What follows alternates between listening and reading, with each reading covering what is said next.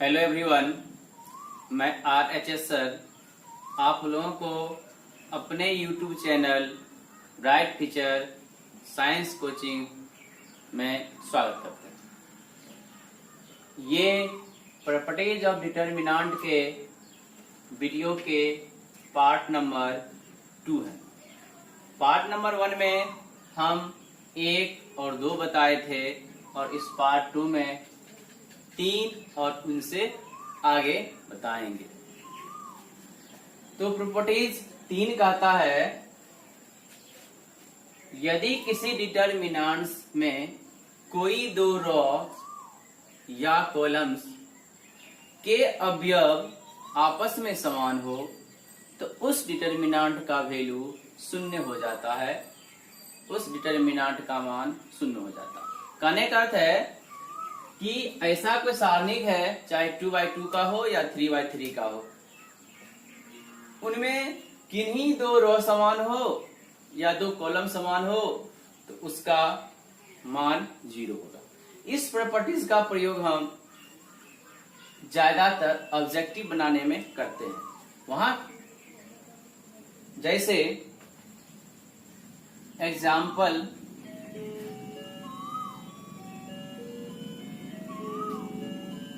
A1, A2, A3, A1, A2, A3, C1, C2, C3। इसमें क्या है?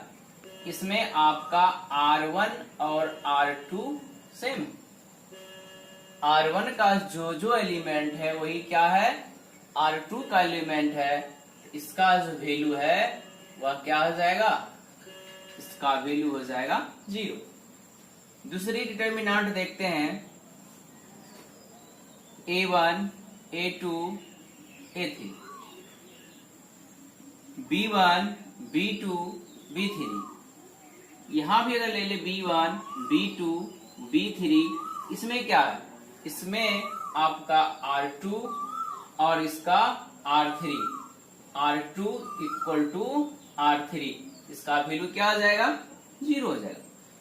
इसी तरह यदि हम इसको कॉलम पर दिखाएं, कॉलम को दर्शाएं, तो कॉलम में भी यही बात होती है।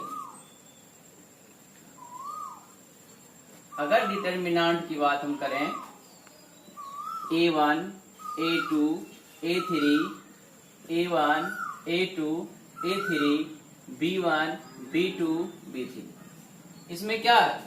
इसमें आपका C1 का जो एलिमेंट है वही एलिमेंट C2 का भी है। C1 इक्वल टू C2, तो इसका वैल्यू क्या आ जाएगा आपका? इसका वैल्यू हो जाएगा 0। तो ये तो ऐसे था, प्रॉपर्टीज के हिसाब से 0 था। क्या वास्तव में ऐसा होता है? कुछ संख्या लेकर हम मानते हैं।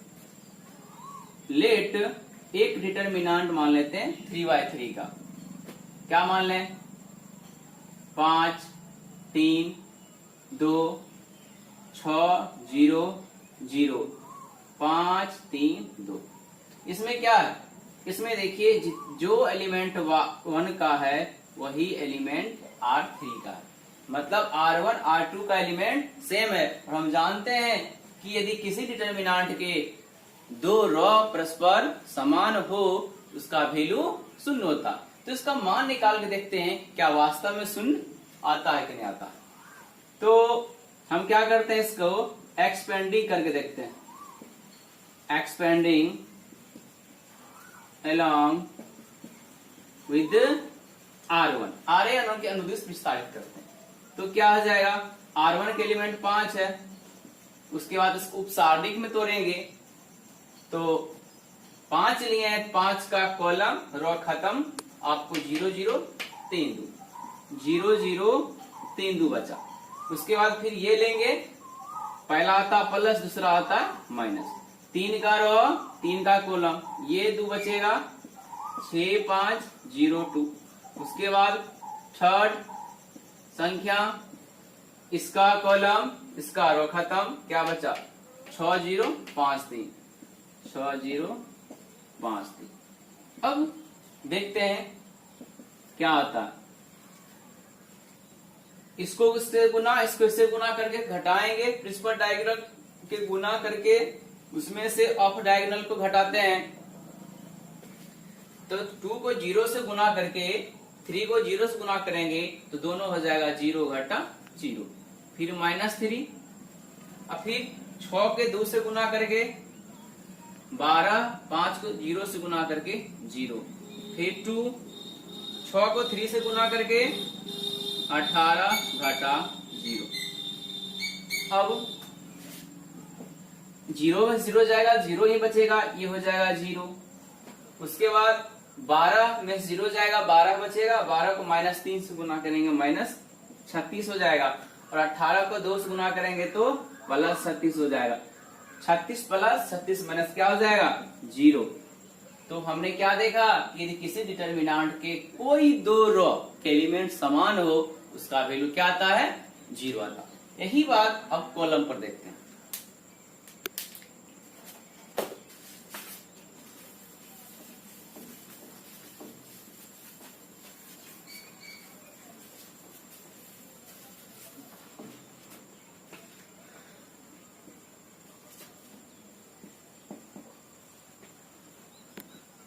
पांच 3 2 6 0 0 5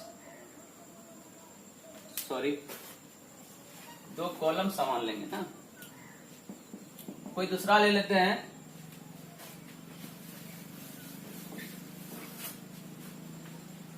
1 2 3 4 0 2 और इसका कॉलम ये समान कर लेते हैं। इसमें क्या है, इसका C1 जितना है उतना C3 है, मतलब C1 का जो एलिमेंट है वही एलिमेंट किसका है C3 के। क्या इसको एक्सपेंड करके इसका वैल्यू 0 हम निकाल सकते हैं? हाँ, अगर 0 आ गया तो ये प्रॉपर्टीज फॉलो करेगा कि एक्सपेंडिंग along with R1 के अनुदेश इसको विस्तारित कर लेते हैं। तो एक के बाद इसका रो कॉलम खत्म, क्या बचेगा 0 2 2 3 माइनस क्या लें 4 लें, तो इसका रो कॉलम इसका एक खत्म 2 3 2 3, उसके बाद +1 लें, इसका कॉलम रो खत्म 2 0 3 2। तो 3 को 0 से मल्टीप्लाई करने पर आपको 0 आएगा, 2 को 2 से मल्टीप्लाई करने पे 4 आएगा -4, इसको इसके साथ मल्टीप्लाई करेंगे तो 6 आएगा, इसको इसके साथ मल्टीप्लाई करेंगे तो भी 6 आएगा, +1 इसको इसके साथ मल्टीप्लाई करेंगे तो 4 आएगा, इसको इसके साथ मल्टीप्लाई करेंगे तो 0 आएगा। तो फाइनली 0 में से 4 जाएगा तो -4 बचेगा, -4 को 1 से मल्टीप्लाई करेंगे तो -4, यहाँ 6 में 6 गया, 0 0 -4 से मल्टीप्लाई करेंगे तो 0 आएगा, और 0 में से 4 में 0 गया, 4 बचा, उसको मल्टीप्लाई x करेंगे तो +4 आएगा। तो फाइनली माइनस प्लस कैंसिल हो क्या बचेगा 0। तो हमने इस नतीजा पे पहुंचे अब तक कि यदि किसी डिटर्मिनेंट्स के कोई दो रोज मतलब दो पंक्तियां या उनके कॉलम्स के अवयव समान हो तो उसका मान क्या आ जाएगा 0 आ जाएगा। और इस प्रॉपर्टीज का उपयोग कहां करेंगे ऑब्जेक्टिव बनाते समय। जैसे कि आपसे पूछा जाए कि बिना एक्सपेंड किए हुए इसका वैल्यू बताइए, यहाँ 100 ले लेते हैं, यहाँ 200 ले लेते हैं, यहाँ 300 ले लेते हैं, यहाँ 4, यहाँ 5, यहाँ 6 ले लेते हैं, यहाँ 100, यहाँ 200, यहाँ 300। अब कहेंगे आप इसका वैल्यू बताइए, तो आप इसको एक्सपेंड कीजिएगा तो बहुत समय लगेगा। तो हम क्या देखेंगे कि इसका C1 और C3 क्या है, C1 C3 समान है, इसका वैल्यू सीधे कितना आ जाएगा 0 आ जाएगा। चलिए इसके बाद कुछ इसके उप प्रमेय भी हैं, उनको बताते हैं।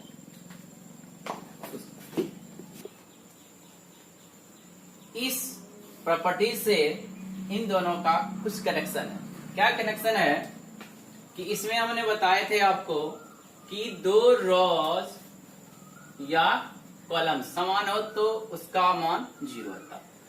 उसी पर ये इसमें है कि यदि दो पंक्ति मतलब दो रॉज या दो कॉलम के अवयव समानुपाती हो तो उसका भी मान 0 हो जाता। कैसे? एग्जाम्पल के माध्यम से देखेंगे। 63, 56, 54 और 36। यहाँ पे 5, 4, 3 कुछ भी ले लिए। अब यहाँ पे 9 चौक 36 एक डिटरमिनेंट है जिसके फर्स्ट कॉलम का जो एलिमेंट है आपको 63, 54, 36, 5, 4, 3, 7, 6, 4। इसमें हम क्या देखते हैं कि प्रथम कॉलम का जो अवयव है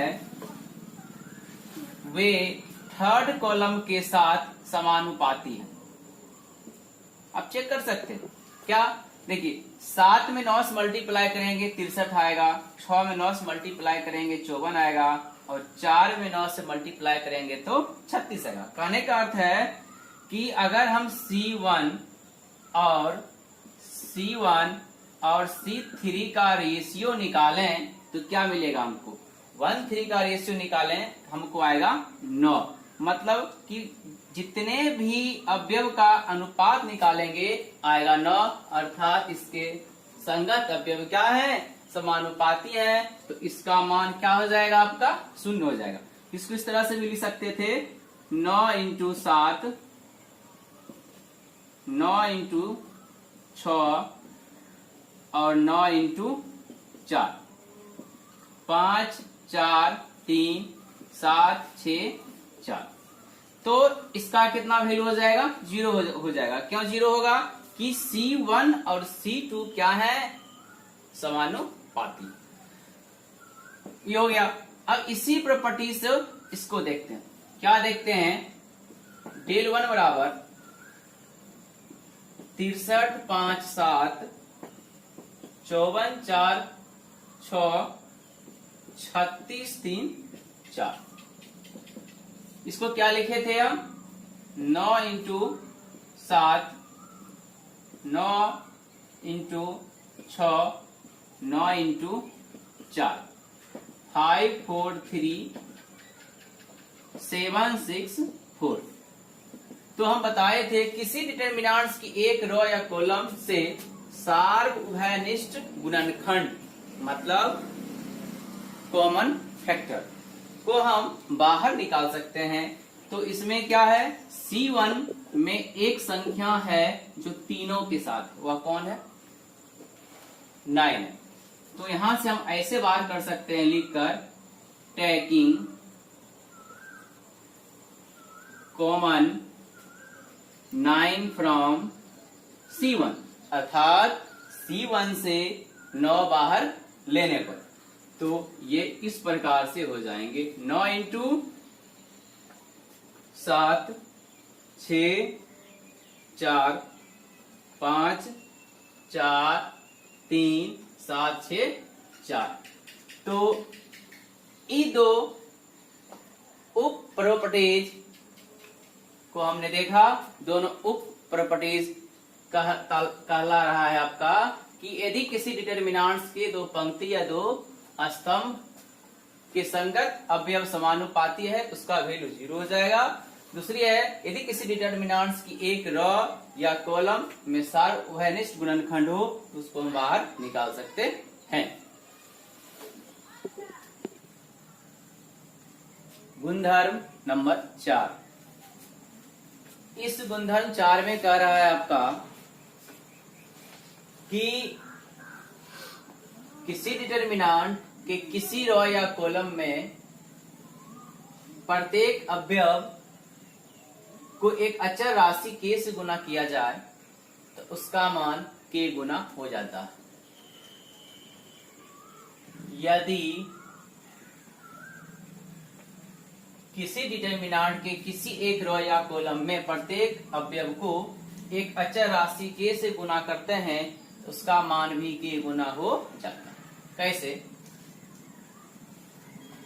डेल बराबर a1 a2 a3 b1 b2 b3 c1 c2 c3। हम यहाँ क्या करते हैं, using r1 goes to k r1, मतलब r1 के सारे एलिमेंट्स को k से गुना कर देते हैं। तो k से गुना करेंगे तो क्या आ जाएगा, k a1 k a2 k a3, बाकी सब उसी तरह रहेगा। और अभी एक प्रॉपर्टीज बताए थे इससे पहले कि डिटर्मिनांट के किसी एक रॉ या कॉलम से उसके सार्व गुणनखंड को हम बाहर ले सकते हैं। तो इस R1 का एक सार्व गुणनखंड है कौन, K। तो इस K को हम क्या कर सकते हैं, बाहर ले सकते हैं। तो लिख सकते taking common K from R1, मतलब R1 से K बाहर लेने पे, तो K अंदर का जो एलिमेंट है आपको इस तरह से बच जाएगा, इस तरह से बच जाएगा। तो क्या हुआ कि इस डिटर्मिनांट्स के किसी एक रो में एक अचर राशि से गुना किए, उसके मान उतना गुना हो गया। और संख्या के हिसाब से बताएं आपको तो 5 4 0 3 1 2 1 0 3 ले लेते, ये डिटर्मिनांट्स है। अब देखिए इसका अगर हम वैल्यू निकालें, मान निकालें, तो क्या होगा, y सेरस डायग्राम। तो सेरस डायग्राम में क्या करते हैं, जितना एलिमेंट है उसको आप लिख दीजिए। फिर से दो कॉलम को रिपीट कीजिए, 5 4 3 1 1 0। और काटते कैसे हैं, पहले मुख्य विकर्ण पे स्थित जो संख्या होता है उसको काटते हैं। मुख्य विकर्ण पे 5 1 3, तो 5 1 3, उसके बाद 3 3 का पेड़ लगा देते हैं, लगा दिए। अब इसका गुणनफल निकालते हैं। संख्या पे स्थित 5 1 3 है, तो 5 एकम 5 दिया 15, जोड़ इस संख्या पे, इस रेखा पे स्थित 4 2 1 है, 4 दूनी 8 1, 8 एकम 8, और इस रेखा पे स्थित 0 है, संख्या कुछ भी है, गुणनफल 0 होगा। माइनस, अब ऑफ डायगोनल का एलिमेंट्स क्या है, 0 1 1, तो 0 1 1 को काटेंगे, फिर उसी तरह 3 3 का पेड़ लगा लेंगे। अब इस रेखा पे स्थित 3 संख्या में एक 0 है, तो गुणनफल भी 0 होगा। अब इस रेखा पे स्थित भी एक संख्या 0 है, इसका गुणनफल 0 होगा। इस रेखा पे स्थित एक भी 0 नहीं है, जिसका गुणनफल आएगा 4 तिया 12 तिया 36। तो फाइनली क्या हो गया, 15 8 23 घटे, तो 23 में से 36 को घटाएंगे तो आएगा 13, और छोटे में से बड़े को घटा रहे हैं इसलिए इसमें माइनस लग जाएगा। अब क्या करते हैं, अगेन इस डिटर्मिनांट्स में कोई किसी अचर राशि से गुना कर देते हैं। पहले एक बार लिख लेते हैं, 5 4 0 3 1 2 1 0 3, और यूजिंग कर लेते हैं R1 goes to 2 से गुना करके देख लेते हैं, 2R1, मतलब R1 वाले सारे एलिमेंट्स को 2 से गुना कर देते हैं, तो क्या मिलेगा देखते हैं। तो हो जाएगा, 2 से गुना करेंगे R1 वाले को तो सब अपने ट्वाइस हो जाएगा, तो हो जाएगा 10 8 0, बाकी सारे एलिमेंट्स एज इट इज। अब इसका मान निकालते हैं सेरस डायग्राम से, बाय सेरस डायग्राम। सेरस डायग्राम के अनुसार सारे एलिमेंट्स को एक बार लिखना है और दो कॉलम को फिर से रिपीट करना। और कैसे काटना है कि इसका जो प्रिंसिपल डायगोनल है उस पे स्थित सभी संख्या, तो 10 1 3, फिर अगला 3, फिर अगले 3 गुणनफल करेंगे तो 10 एकम 10 दिया 30 जोड़ 8 दूनी 16 एकम 16, और इस रेखा पे स्थित संख्या में एक 0 है, इसका वैल्यू 0 आ जाएगा। माइनस अब इधर से ऑफ डायगोनल क्या है, 0 1 1 0 1 1, ये हो गया अगला 3 गो 0 1 1 0 1, अगला 3, फिर से अगला 3। तो इस रेखा पे स्थित एक संख्या 0 है, इस टोटल का गुणनफल 0 हो जाएगा। इस रेखा पे स्थित भी एक संख्या 0 है, इसका गुणनफल 0 हो जाएगा। और इस रेखा पे स्थित एक भी संख्या 0 नहीं है, तो 3 3 9 8 72, इसका गुणनफल 72 हो जाएगा। अब 30 में 16 जोड़ेंगे तो 46, माइनस 72 घटाएंगे तो आ जाएगा